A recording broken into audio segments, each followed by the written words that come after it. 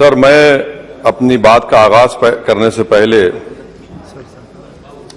एक शेर पढ़ना चाहूंगा जिससे जम्मू कश्मीर की आवाम के उनके जज्बात और उनकी तकालीफ की अक्कासी इस ऐवान में हो सकेगी।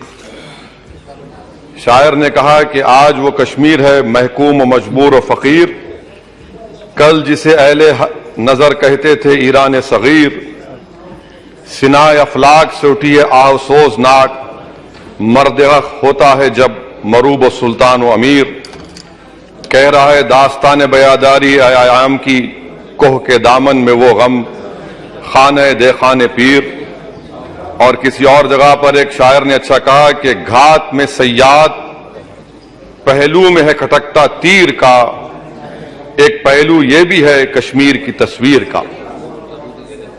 सर, मैं यहां पर यह बात साफ और वाज़ेह तौर पर कहना चाहूंगा कि आरटीआई के एप्लीकेशन में यह कहा गया जवाब में कि 30 साल में 1724 मिलिटेंट्स को हुकूमत और फौज ने, पुलिस ने उनको मारा, मिलिटेंट्स को, या उनकी मौत हुई, जिसमें से सिर्फ 89 कश्मीरी पंडित का कत्ल हुआ। Right now.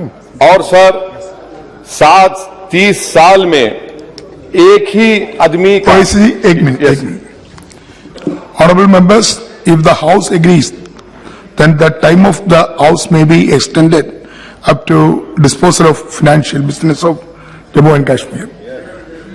Thank you. Please continue.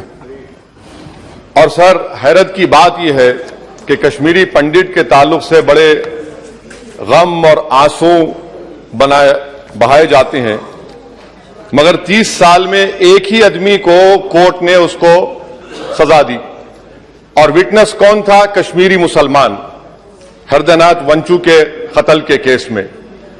मैं सरकार से मुतालबा करता हूं कि एक आजादना कमीशन को फौरन बनाया जाए ताकि सच्चाई और हकीकत सामने आ जाए, दूध का दूध और पानी का पानी हो जाए।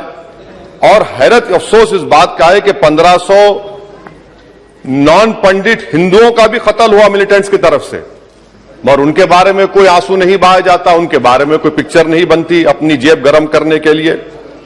सर, दूसरी बात यह है कि जो बात यहां पर सरकार की तरफ से कही गई कि जो डिलिमिटेशन हुआ, असेंबली और पार्लिमानी हलकों की जो हदबंदी की गई, वो बड़ा ही साफ सुथरे तरीके से किया गया।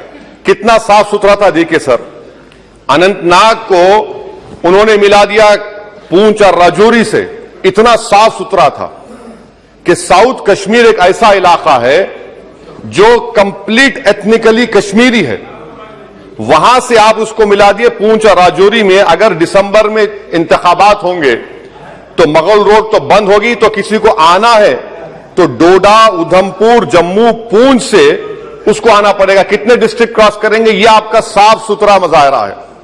तीसरी बात यह है कि सर, मैं मोहतरमा फाइनेंस मिनिस्टर साहिबा जब जवाब देंगे, वो उस ऐवान के जरिए पूरे मुल्क को बता दें कि आपने दफा 370 को, आर्टिकल 370 को हटाने के बाद आपने कहा था कि हर मर्ज का इलाज हो जाएगा। मर्ज का इलाज नहीं हुआ, मर्ज बढ़ गया। जो मर्ज नहीं था पहले, वो मर्ज बढ़ चुका है। मैं आपके जरिए से मोहतरमा फाइनेंस मिनिस्टर साहिबा से जानना चाहूंगा कि इस ऐवान पर आप रख दें कि कितना एक पैसा इन्वेस्ट हुआ नहीं हुआ। एमओयू की बात मत करिए, कागजात तो बहुत निकलेंगे, मगर एमओयू नहीं बल्कि एक पैसा कितना आपने इन्वेस्ट कश्मीर में करवाया।